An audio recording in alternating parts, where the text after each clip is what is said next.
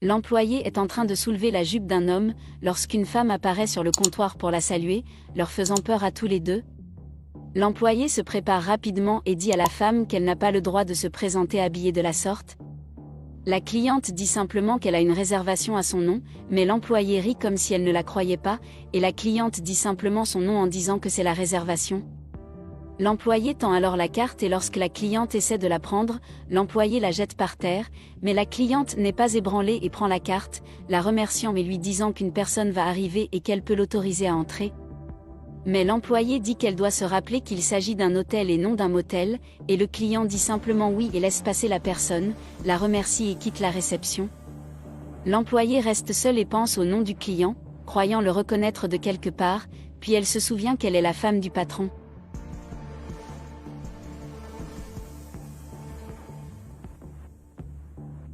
Soudain, un homme apparaît à la réception en disant qu'il l'attende, il lui demande si elle peut lui indiquer où elle se trouve, et l'employé lui répond que c'est en bas à gauche, l'homme la remercie et part, la laissant seule.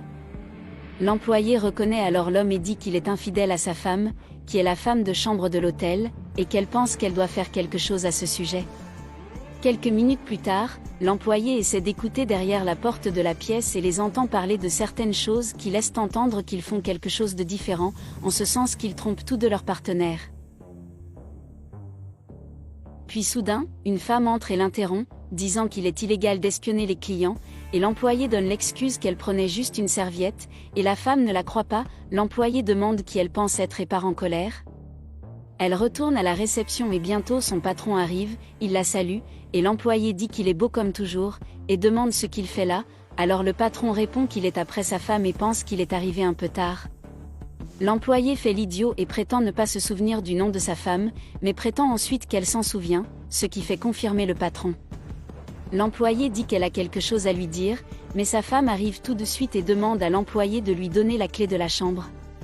Et l'employé lui demande si elle veut une autre clé, mais la femme fait semblant de ne pas comprendre, alors l'employé dit simplement qu'elle va prendre la clé et marmonne qu'elle est une tricheuse, et la femme demande ce qu'elle a dit, mais l'employé répond simplement qu'elle n'a rien dit. Remet la carte. Le patron demande ce que l'employé allait dire, mais elle répond qu'elle lui dira quand ils seront seuls, et le patron part avec sa femme dans leur chambre.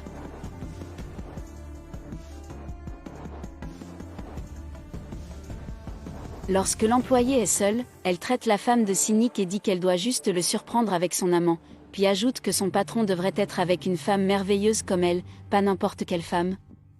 Quelques heures plus tard, elle va espionner la femme avec son amant, et voit les deux convenir de se revoir et se dire au revoir.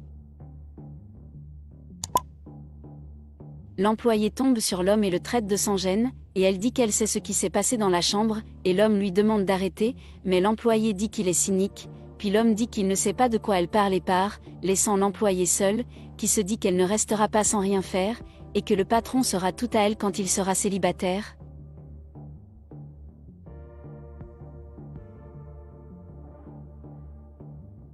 Quelques jours plus tard, la femme arrive à la réception en embrassant son amant et tend la main pour demander la clé de la chambre, et l'employé se contente de la remettre en silence. Lorsque les deux personnes quittent la réception, l'employé prend son téléphone portable et appelle son patron. Quelques heures plus tard, elle tire le patron dans les couloirs alors qu'il dit que ce qu'elle a dit n'a pas de sens, et l'employé lui demande de la croire, et le patron dit qu'il connaît bien sa femme et qu'elle sait qu'elle ne serait pas capable de lui faire ça. L'employé dit qu'elle est désolée, mais que sa femme en serait capable, et ajoute que la vérité est derrière la porte. Mais lorsqu'elle essaie d'ouvrir la porte, la femme de chambre l'arrête en disant qu'elle ne peut pas s'immiscer dans la vie des autres comme ça, mais l'employé dit que le patron mérite de connaître la vérité, et finalement elle ouvre la porte de la chambre et tous les trois entrent, trouvant l'homme allongé sur le lit et sa femme debout à côté de lui. La femme de chambre dit alors que l'employé a dépassé les bornes, que la femme est son kinésithérapeute, et aussi celui de son mari. L'employé est surpris par la nouvelle, et la femme explique qu'elle utilise cet espace parce qu'elle n'a pas de bureau et que son mari l'a autorisée à servir les clients dans la pièce. L'employé s'énerve et tente de s'expliquer, en disant qu'elle sait ce qu'elle a entendu, que la femme était effectivement infidèle. Le patron dit alors que cette fois, son employé s'est surpassé, qu'elle est curieuse et qu'elle diffame sa femme. Elle tente de s'expliquer au patron, en disant qu'elle voulait juste qu'il sache la vérité. La femme demande alors ce que son mari fait là, et le patron explique que son employée a dit qu'elle avait quelque chose d'important à dire et qu'elle pensait qu'il s'agissait de quelque chose concernant l'hôtel, et non de son ingérence dans leur vie.